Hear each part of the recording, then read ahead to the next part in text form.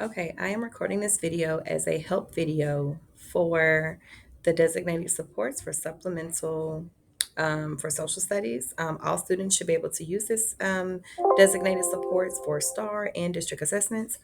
Um, so to start with, there are different components, and I'm going to show you how to fill it in. This is for European exploration, Spain, France, and England. At the top here, you have colonization and the pegs. We have westward expansion over here. Down here, we have our key dates and our timeline, along with the causes for those key dates. So the causes to the Revolutionary War, the causes, the presidents, a place for the presidents and their foreign and domestic issues, the causes of the Civil War itself, as well as the 13th, 14th, and 15th Amendments down here at the bottom right. And then the reform movement. The only thing that is really not on here is the Industrial Revolution. And you can pretty much summarize Industrial Revolution with faster, easier, and more efficient, FEE.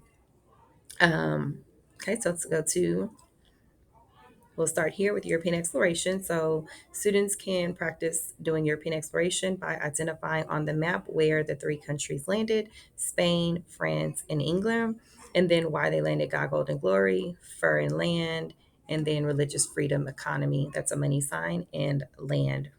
So matching the E for ever and E for explore for European exploration, something S, Spain, F, France, E, enough, E, England. And then we have our colonization. So here you have my New Hampshire runs in cages, but over here on the blank one, the one that students will actually receive, it says never make Cynthia run. So some schools use this one. So I just put both of them on there. It doesn't matter which one you use, just decide that whichever one you use is one you stick with.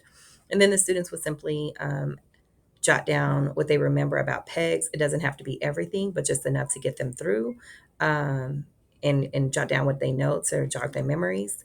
Over here, we have westward expansion. So we are labeling our boundaries as well as like how we acquired the land. So you see them as in other compromises along the way, such as the Missouri Compromise line. Um, and within there is how we got the territory or the reason for it or the effect of the territory. So however much they can remember is what they will be putting down. Okay. So then we go to the timeline.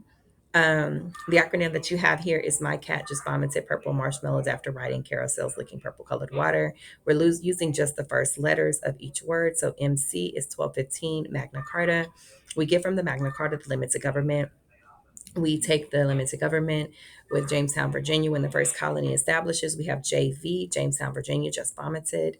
1607 is the first English colony. We bring over our limits of government, and then we add representative government with the Virginia House of Burgesses. Notice I'm not writing out a whole lot of words. I'm writing down. I'm abbreviating or anything that's good for me. So you can teach it to the students one way, and then give the students a quick way to get it down. And then you have Plymouth, Massachusetts, PM, Purple Marshmallows in 1620. We bring over our limits of government from the Magna Carta. We bring over our representative government from the Virginia House of Burgesses, and we add to representative government the growth of representative government, the Mayflower Compact, which establishes self-government. And then we go down here to the causes of the revolution, and we stamp out as many of those as we can remember. So French and Indian War, Leaves of Debt, Proclamation of 1763, the Navigation Act, Sugar Acts, etc., all the way down to the Intolerable Acts. And then you can see here, taxation without representation is the big issue.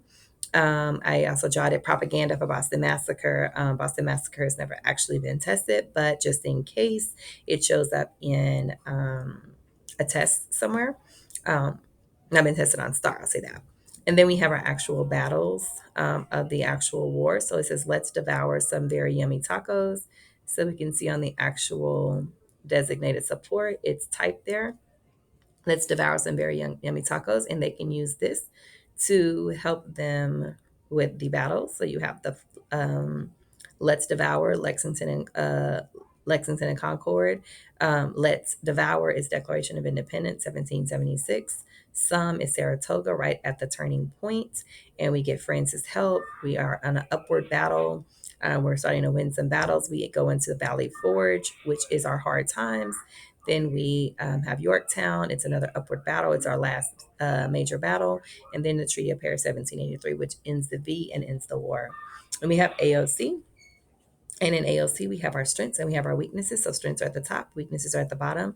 So we were able to do all of these things, but then we were not able to do the things at the bottom. No president, no army, no courts. We couldn't actually make them pay taxes, which leads to the Shays Rebellion that you can see right here to the right.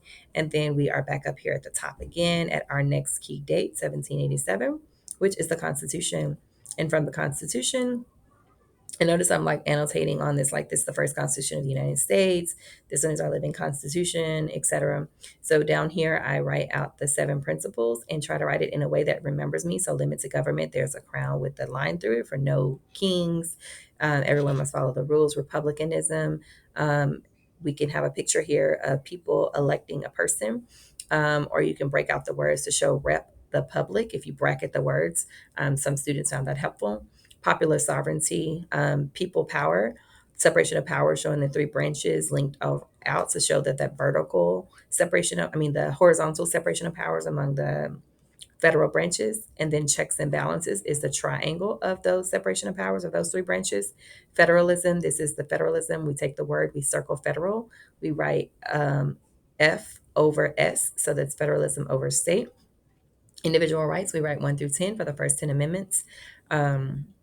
And then some people like to go ahead and write 1 through 10 right underneath it. So we see raps, guns, quartering, search, silence, jury, crime, jury, civil, punishment, me, and states to give 1 word summaries of each one of the amendments.